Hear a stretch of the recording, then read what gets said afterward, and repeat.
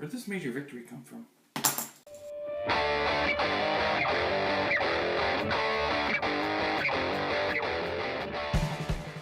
A couple weeks ago, I did an episode on Heroclix for beginners, or metagame. Not Heroclix for beginners, that's not my show. The metagame for beginners. People were just entering the metagame. But the second most requested episode I get, how do I sealed? That's not actually the words they give it to me in, but this is going to be the words I give it to you in. How do I sealed? Sealed play is a different beast altogether than constructed play. For one, going into... There's two areas in which the game kind of occurs, or the balance of the game occurs.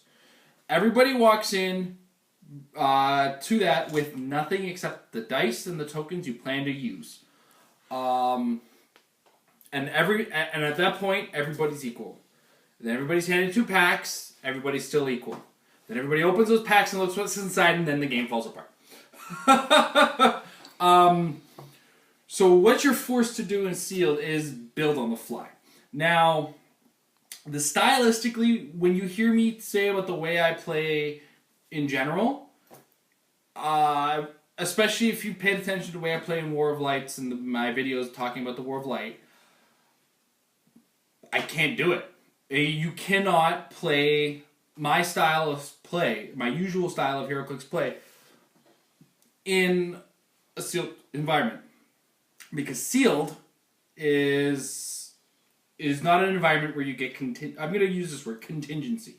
When I say contingency, I refer to you have something that fills a hole, or you have something in case of something. You don't get that in sealed. As a result, you kind of have to play you kind of get stuck in a way. So that said, what ways do you play sealed? Ideally, you want to focus your team on whatever the biggest thing you pull is. Now, in the modern game, there's a lot of big things you can easily pull in packs. A lot of them even uncommon. Ever since the game went with the common, uncommon, rare scheme, the sealed environment kind of opened up a little, and it gave them a little bit more leeway in the game to make bigger characters and different point values. You had something like the 300 point, 150 point Superman in the Superman set, who was the common figure. A common figure, though not often pulled.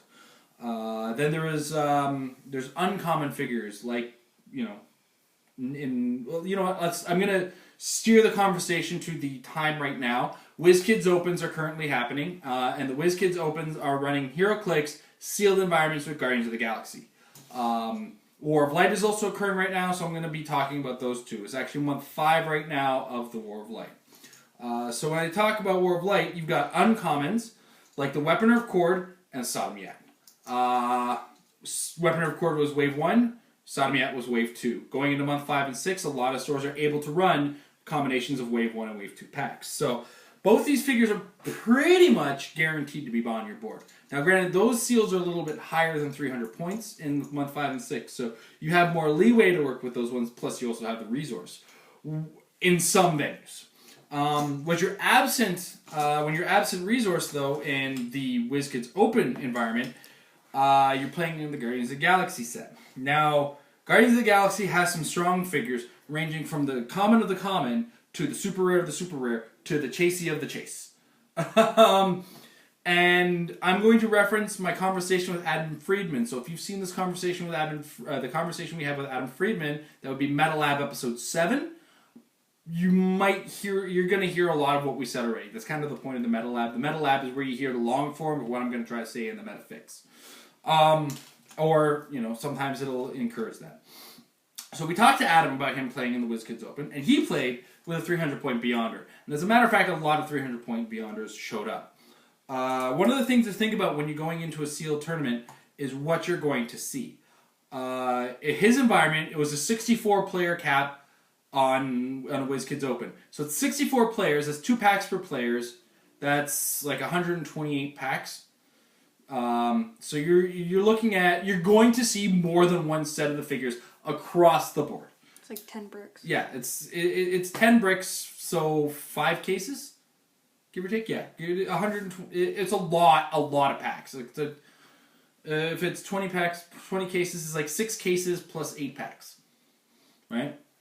It's a lot of you're going to see everything. But at your local venue, when you see 5 or 6 people show up, you're only seeing 10 packs. You're going to see a brick, right? So those numbers are going to be spread all over the place. So when you're playing local, some of these you can't really count on seeing the super rares or the chases. And when you go in general, don't count on getting them. So I'm going to start with the super rares and chases that are reasonable and the primes that are reasonable. But then I'm going to move down because it's more realistic when you move down. But that said, Beyonder is a good choice to play on his own. At 300 points, he's got a dial that's completely level. It's like having a first click across the board. And as we know, when I say a first click, it's like having a great click for the first time all the time. And as well, you get 12 clicks of life. Now that's actually 12 clicks. This isn't like Bizarro, who took one click who basically took one click at a time. This is actually 12 full clicks of health, so you do kind of have to be a little bit more careful with him, but you have 10 range with which to do it. You do have a lot of clicks with running shot. The only time you don't have a move and attack is your first click 1 and click 11, or click 12, sorry. Click 1 and click 12, yeah. Both have my control of the movement power. So Beyonder's a good choice. He can level the board, he's got long range, and he gets that take a power ability. If you saw you'll see a video with me and Amber playing a game where I played a 500 point Beyonder, and he was actually really, really effective. That was, of course, not here nor there. Captain Marvel Prime has seen his way into the game as well, because he's got this neat ability of, like, very similar to the Mon-El Prime from Superman Legion of Superheroes, where he gets defend, but he also adds +1 defense. But his is specific to characters who are not Kree. Neat little ability, and he's got an 18 defense when he has it, so he's giving 19 defense to characters who are adjacent to him. Replaced and modify, right, kids? So there's that. Also, now here's the thing: characters like those are great. Characters like Proxima Midnight seem appealing, but she lacks a fair bit of pop, and she has that diminishing returns on the range from her tracers. So you kind of want to play the fast game in the sealed versus the long game, because the long game is not necessarily going to get you the overall. You kind of gotta get the kills going. So still moving. Now we're gonna move down to the rares. There's a couple rares in Guardians of the Galaxy that kind of stick out as pretty potent. One of which is Sphinx. Sphinx is actually part of the winning team when Adam went to the Illinois WizKids Open. It was, in fact, major victory in Sphinx.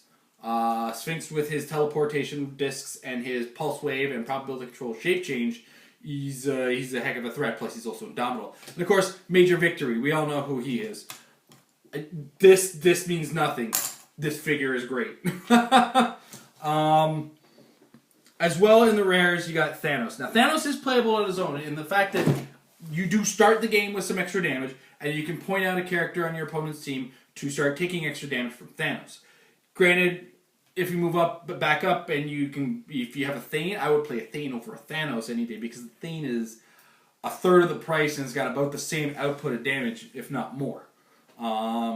As well as a little bit more utility, and because of the Inhumans in the set, who are set at 75 points, you can fit them on the team and make him Perplexy. So, a character who's run rampant through a couple of the WizKids Opens has been Captain Marvel. At 150 points, you get a lot of room to work with her. She's got Hypersonic, Traded Energy Shield, Indomitable, Super Strength, and I don't know what her white damage power is, but I'm pretty sure it's good enough for her to be winning in these tournaments. So the thing is she's in that middle level where you didn't get anything good in the upper level, you pulled something in the uncommon level, and that's pretty good. And one of the tricks to seal, you've always got to look is who's going to be your damager, and can you make that damage more effective.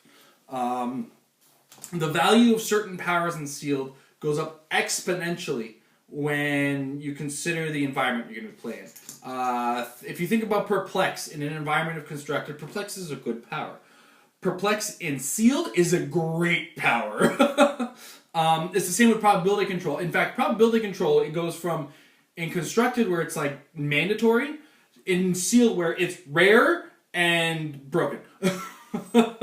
I actually use Probability Control to great effect in War of Light myself. And these are the things you got to think about. Certain powers raise in importance in Sealed. Other powers actually shrink in importance and effectiveness in a sealed environment. Powers like support, I mean, the game happens often way too quickly, and you don't really get those chances at support. Powers like, and subsequently powers like running shot go up. Powers like hypersonic are practically borderline broken. I don't even know where else I can go with this. Defenses are exponential in this. A 19 defense in sealed, a 19 defense and up in constructed is expected. 19 defense and up in sealed is really hard to deal with. You can get these 19 defenses, some come on characters, some through energy shield and stuff like that. So when building your team, you got to think about these things. Outwit is good in sealed. It's actually really good, and it's almost useless in constructed. I think I've spoken at length. Kind of get the idea of what's going on. So you got to think about the difference in the game. If you're like me, you usually go into a Heroclix game with contingency in mind, filling the holes, stopping the problems, slowing down your opponent, playing the slow play game. That kind of strategy is not as effective in a sealed play. Sealed play, you generally want to, and it's the only time you'll hear me say this, I suggest you tent pole in a sealed environment. You kind of have to. You need something that's going to be dealing a lot of beef, and it gives you that extra. It puts you a little bit above a lot of teams. So, sealed, don't build balance. Build the tent pole. Make the tent pole great. Probability control is greater. Perplex is awesome. Everything is just exponentially better in sealed when you're using these powers. That's pretty much all I gotta say about that. Sealed is a hard environment to play, but it is now part of the metagame with regards to the WizKids Open. So. Hopefully I was able to help some of you guys going into WizKids Opens with some advice. If you have any further questions, comments, concerns, check the comments down below. Like and subscribe. Tell your friends, guys. We love to get some more viewers. We're up to almost 650 now. Let's next goal is 1,000. Give us 1,000. Let's go. Metafix is brought to you by Majestics Comics, Collectibles, and Games down in Costa Mesa, California, near the Orange County Fairgrounds, where they play Heroclix 3 times a week in that store. Don't live anywhere near Costa Mesa, California, or the Orange County Fairgrounds like us? Check down below. We have a link to their web store and their eBay store, where they're always updating with all kinds of new Heroclix singles. Patrick's winning them all the time, so it's a good time to check whenever there's a big tournament around and he's winning.